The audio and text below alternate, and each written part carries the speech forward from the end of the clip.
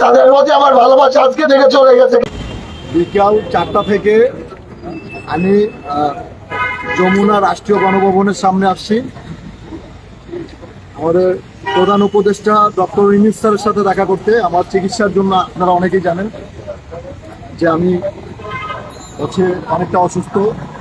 বাংলাদেশের চিকিৎসা হচ্ছে না, আমার চেন্নাইতে যেতে হবে। এখন রাত বাজে 9টা 15। এখন পর্যন্ত আমি গণভবনের ভিতরে ঢুকতে পারিনি। এখানে যে আমাদের বিজিবি ভাইয়েরা, তারপর সেনাবাহিনী ভাইয়েরা যারা আছে, তারা আমাকে ঢুকতেই দিচ্ছে না কোনোভাবে।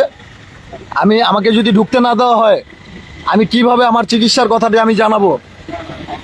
আমাকে ঢুকতে না দেওয়া হলে আমি কিভাবে চিকিৎসার কথাটি জানাবো? আপনারা দেখতে পাচ্ছেন। তাহলে আমি কেন প্রোফাইল লাল করেছিলাম? আমি কেন আগস্ট মাসের 1 তারিখে প্রোফাইল